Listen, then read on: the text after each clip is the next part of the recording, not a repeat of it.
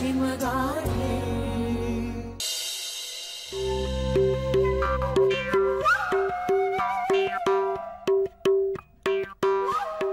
जय हो, जय हो. चला चला चला, वॉकला जाऊया. चला, वजन कमी करूया.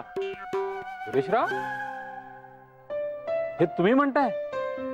काल तर तुम्ही म्हणत होता. नाही आहे बघा, कालचं सगळं काल हो. आजचं आज. काय ना सतीशराव, मी ना माझ्या वजनावर ना तुटून पडणार. म्हणजे ना मग मी तुम्हाला हवासा वाटेल. सतीशराव, मी तुम्हाला हवासा वाटतो का हो? काय हे सुरेशराव, काय बोलताय तुम्ही? म्हणजे मला असं म्हणायचंय की उद्या समजा माझं काही बरं वाईट झालं किंवा मला काही त्रास झाला तर तुम्हाला वाईट वाटेल का हो? म्हणजे काय, वाईट वाटणारच. नाही ना, असं नाही. म्हणजे अगदी मनापासून सांगा हो. हे असं फॉर्मॅलिटी म्हणून नका सांगू. म्हणजे ते म्हणतात ना, डीप डाऊन विदिन, तिकडनं तुम्हाला असं मनापासून वाटणार आहे का हो? सुरेशराव, अगदी मनापासून सांगतो, मला मनापासून वाईट वाटेल. काय ना सतीशराव, मी आयुष्यभर खूप चुका केल्यात हो. आता ना मला खूप पश्चाताप होतोय आणि मला खूप चांगलं वागायचं आहे हो. म्हणजे कसं ना, मी सगळ्यांना हवासा वाटायला हवा. खरंय तुमचं म्हणणं आहे. शेवटी जाताना आपण तेच घेऊन जातो. म्हणजे माझा शेवट जवळ आलाय. हो. नाही हो. नाही, तुम्हाला काहीतरी कळलंय शेवटा? नाही तसं काही नाही.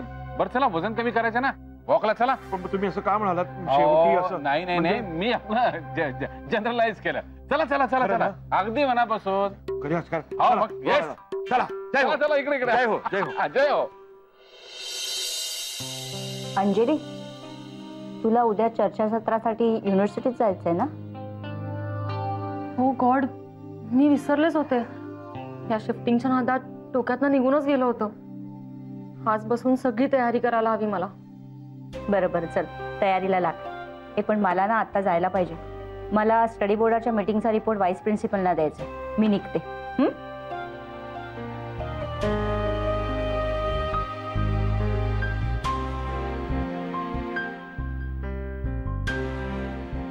चल बाय, निघते. हो.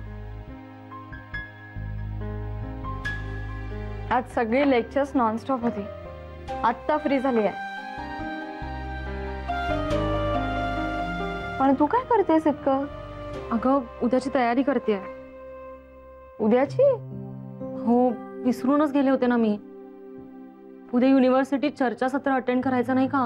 अय्या हो, खरंच की ग, मी पण विसरले होते तुला जायचंय ते. आता मंजिरी मॅडमनी आठवण करून दिली. या बाबतीत आपण खरंच खूप लकी होता अंजली.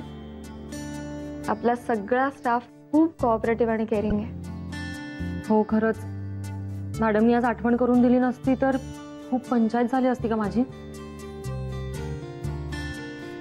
मला वाटतं आज मला लायब्ररीत थांबावं लागेल. रेफरन्स वर्क खूप आहे आणि हे फ्री लेक्चर संपल्यावर पुढचे 3 लेक्चर्स लागले आहेत. मेघना, मला वाटतं तुझे लेक्चर संपल्यावर तू जा घरी. माझ्यासाठी नको थांबूस. हो जाईन. म्हणजे एरवी थांबले असते, पण आता घरी आई बाबा आलेत ना, त्यामुळे नाही. आणि थोडा वेळ लागला असता तर ठीक आहे, पण रिसर्च वर्क खूप आहे, त्यामुळे बऱ्यापैकी वेळ लागेल. तू थांबू नकोस. ओके. विसरलीस ना? आता काढ भरून.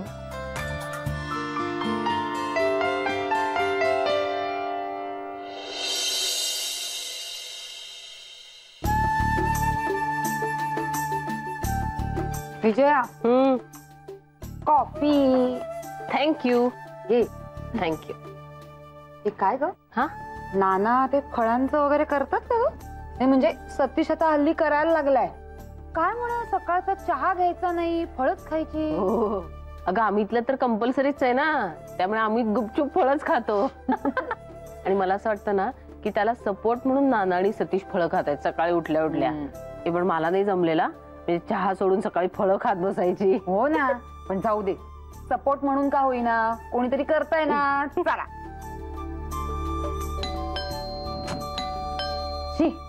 आता कोण आलंय?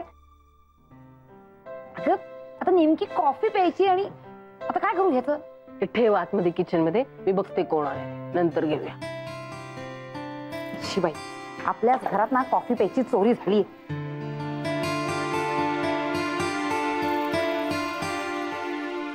नमस्कार. नमस्कार. कोण हवंय आपल्याला? मेघना देसाई इथेच राहतात ना? हो, इथेच राहते ती, पण आता कॉलेजला गेली ती. ऍक्च्युली म्हणूनच मी आलीये भेटायला. म्हणजे? मी अंजलीची मावस बहीण प्रज्ञा. ओ, अच्छा.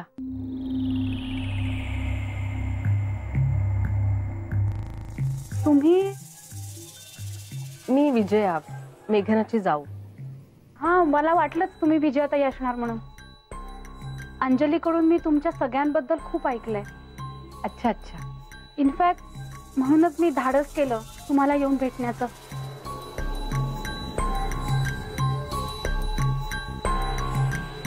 या ना तुम्ही प्लीज.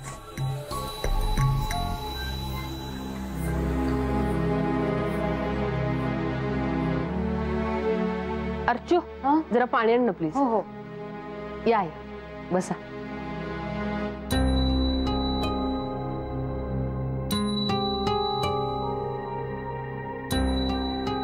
या.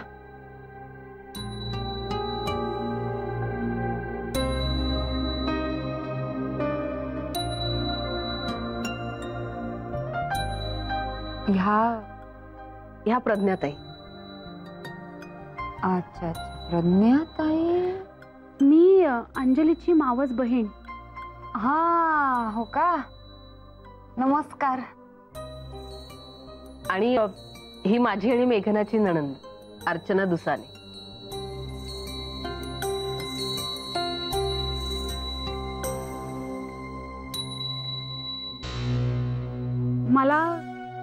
मला थोडं बोलायचं होतं अंजली विषयी. बोला ना. नाही म्हणजे मला माहितीये विषय तसा नाजूक आहे आणि आपली काही ओळख नसताना मी. पण प्लीज मला थोडं समजून घ्या. अंजलीकडून मी तुमच्याबद्दल खूप ऐकल्यामुळे मागचा पुढचा कुठलाही विचार न करता मी तुम्हाला भेटायला आली. अहो, काहीच हरकत नाही प्रज्ञाताई. तुम्ही एवढ्या विश्वासाने आमच्याकडे आलात. मी तुम्हाला एवढी खात्री देते की तुमच्या विश्वासाला आम्ही तडा नाही जाऊ देणार. अगदी निश्चिंत मनाने बोला तुम्ही. अंजलीच्या आयुष्यातल्या ट्रॅजेडी बद्दल तुम्हाला माहितीच असेल. अनिल, तिचा नवरा, खूप छान माणूस होता. नेहमी हसतमुख, सगळ्यांना आपलंसं करणारा. ते दोघं आणि साहिल खूप खुश होते. पण जाऊ दे, त्या काळ्या दिवसाची आठवणच नको. हो, खूप अवघड आहे हे सगळं पचवायला. नाही पण मग अंजलीच मला खूप स्ट्रॉंग वाटली. खूप धीरानं घेतलंय तिनं हे सगळं. अंजलीला आता नोकरी पण मिळाली, स्वतंत्र राहायला लागली ती. 1-2 वर्षामध्ये त्यांच्या संस्थेचं पुण्यात कॉलेजही निघेल. तिची ट्रान्सफरही होईल. तो विषय नाहीच आहे विजयाताई. विजयाताई, अंजली पूर्वी अशी नव्हती हो. खूप बदलली आहे ती. पूर्वी अंजली खूप उत्साहात असायची आणि आता आयुष्य म्हणजे एक ओझं झालंय तिच्यासाठी. हो, पण ते तर साहजिकच आहे नाही का? हो, साहजिकच ते. पण चांगलं नाहीये ना तिच्या आणि साहिलच्या भविष्याच्या दृष्टीने. प्रज्ञाताई, मला असं वाटतं ना की ह्या सगळ्यावर काळ हा एकच उपाय आहे. जसजसे दिवस जातील ना, ती होईल नॉर्मल हळूहळू. नाही, तुमचं बरोबरच आहे विजयाताई. अहो, पण तोपर्यंत दुसऱ्या काही गोष्टी हातातून निसटून गेलेल्या असतील. म्हणजे माझ्या सासरच्या नात्यामध्ये विकास दीक्षित नावाचा एक मुलगा आहे. त्याची बायकोही अशी एका कार ऍक्सिडेंट मध्ये गेली. त्यालाही साहिल एवढीच एक मुलगी आहे. नाही, आम्हाला माहिती आहे इट इज टू अर्ली, पण विजयाताई, दोघंही समदुःखी आहेत. दोघांनाही भावनिक आधाराची गरज आहेच ना. त्यांनी मान्य करो अथवा न करो, माणसाला जोडीदाराच्या आधाराची आवश्यकता असतेच. आणि दोघंही हुशार आहेत, समंजस आहेत. अशा वेळी जर ते दोघं एकत्र आले तर त्यातून काहीतरी चांगलंच घडेल.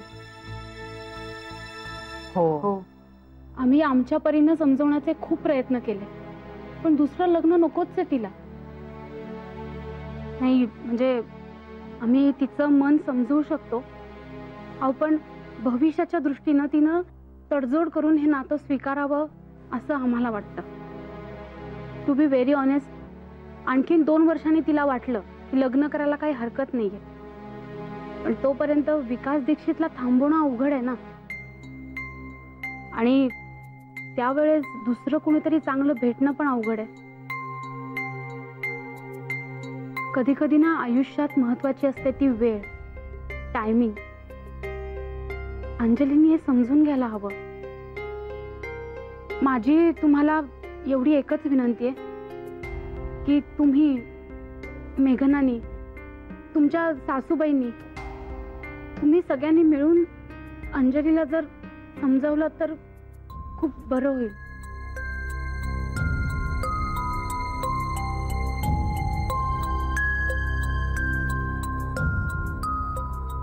मी इथे येऊन चूक केली नाहीये ना? पटतंय ना तुम्हाला? नाही म्हणजे तुमचं म्हणणं पटतंय मला, पण हे सगळं जरा अवघड आहे हो. म्हणजे अंजलीच्या खाजगी गोष्टींमध्ये ढवळाढवळ करण्याचा आम्हाला काहीच हक्क नाहीये ना. एक जो मैत्रीचा अधिकार असतो तो फक्त मेघनाला आहे. आम्ही मेघनाशी या विषयावर नक्की बोलू आणि माईशी सुद्धा, म्हणजे माझ्या आईशी सुद्धा या विषयावर बोलू. पण आम्ही दोघींनी अंजलीशी डायरेक्ट असं बोलणं बरोबर नाही वाटत, नाही का? तुमच्यापैकी कुणीही बोला, काही हरकत नाहीये. आमचा कसा भावनिक गुंता आहे ना. कधी कधी तिसऱ्या कोणीतरी सांगितलं ना म्हणजे माणूस जरा विचार करतो. हा, तेही बरोबरच आहे म्हणा. बस एवढंच सांगायचं होतं. अंजली आणि साहिल परत हसते खेळते व्हावेत एवढंच वाटतं आम्हाला. आणि कितीही कटू वाटलं तरी हाच एक उपाय आहे, नाही का?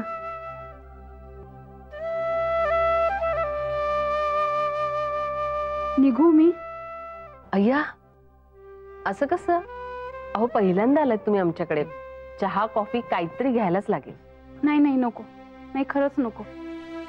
अंजली आली तर उगाच अवघडल्यासारखं होईल मला. प्लीज मला थोडा सपोर्ट करा.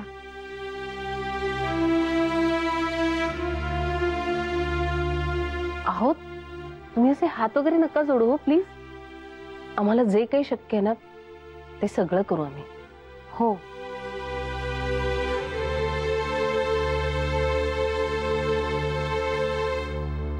थँक्स. निघते मी.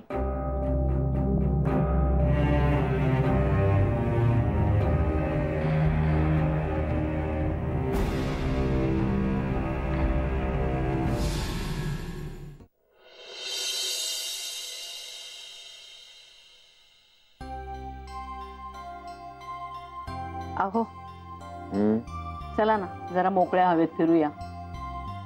म्हणजे अंगणातल्या अंगणातच जरा फेऱ्या मारूया ना, आणि थोडा वेळ तिथे बेंचवर पण बसूया. ऐकताय ना? अहो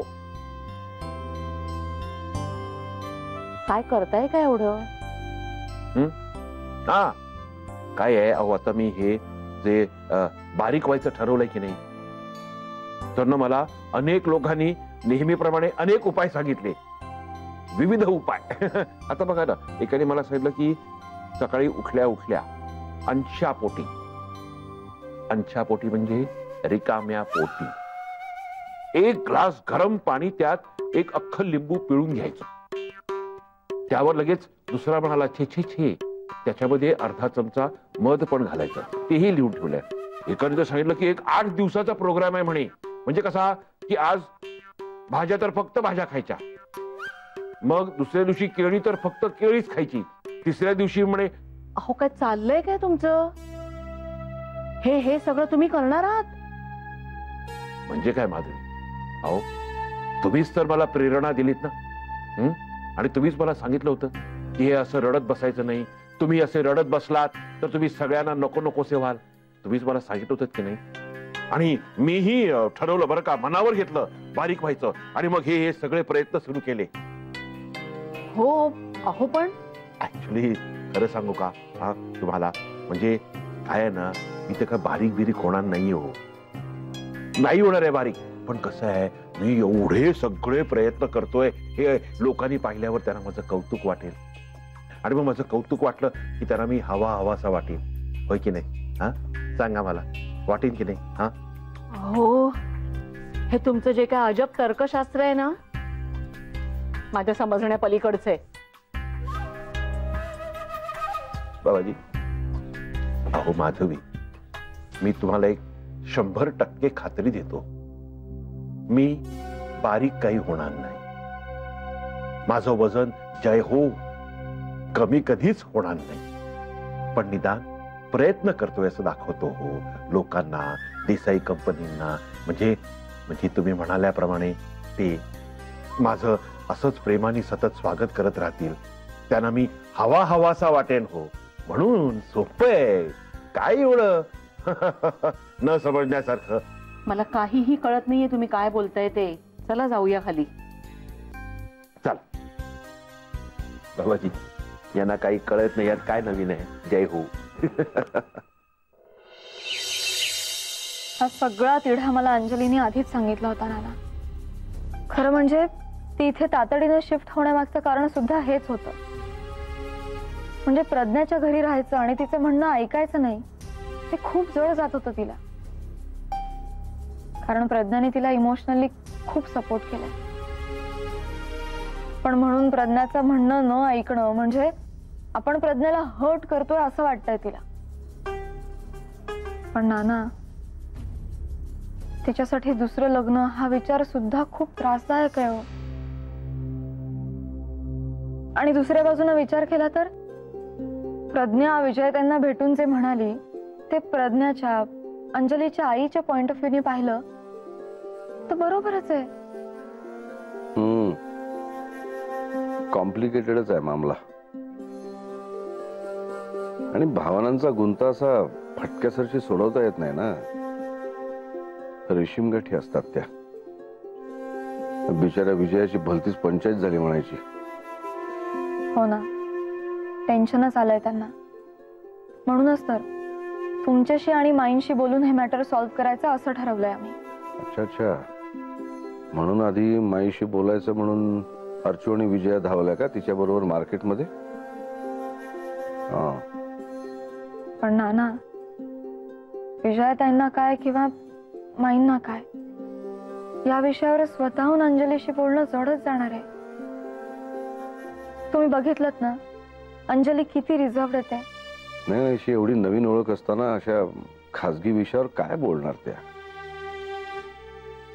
आणि त्याही पेक्षा अंजलीचं नेमकं सुख आणि हित कशात आहे हे ठरवणं फार कठीण आहे, इतरांना आणि स्वतः अंजलीला सुद्धा. बघूया.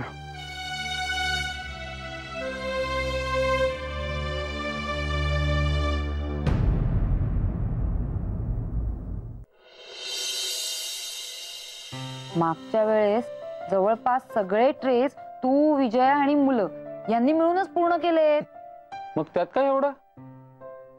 नाही, आता मात्र सगळं मलाच करावं लागणार. नाहीतर यानंतर तुमच्याकडे मदत मागायची सुद्धा लाज वाटेल आता मला. अगं पण मी आहे ना, आपण दोघे मिळून करूया. तू एवढं काय टेन्शन घेतेस? आणि हळूहळू माझाही हात बसतोय.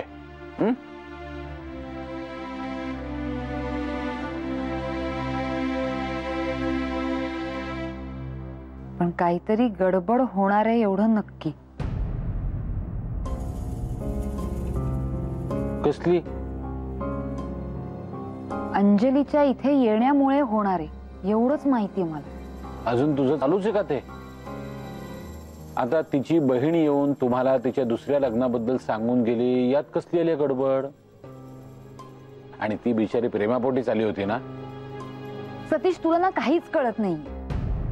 अरे प्रत्येक गोष्टीमध्ये लॉजिक वापरायचं नसतं, त्याच्या पलीकडे सुद्धा काहीतरी असतं आणि तेच टोचतंय मला. ओके ओके ओके, हे बघ, आता त्या बाबतीत आपण काहीच करू शकत नाही. मान्य आहे आपल्या मनामध्ये कधी कधी असं फिलिंग येतं, पण मी तुला एवढंच सांगेन, आता याबद्दल कोणाला काहीही सांगायला जाऊ नकोस. मागे एकदा ते बोललीस आणि ते सगळं विसरून तिचं घर लावायला सुद्धा मदत केलीस. आता तिच्या बहिणीच्या इथे येण्यामुळे तुझ्या मनात खळबळ माजली हे मी समजू शकतो, पण कोणाला काहीही सांगायला जाऊ नकोस. अर्चू, तुला जे काही वाटतंय ते फक्त आणि फक्त माझ्याशीच बोल. कळलं? हो.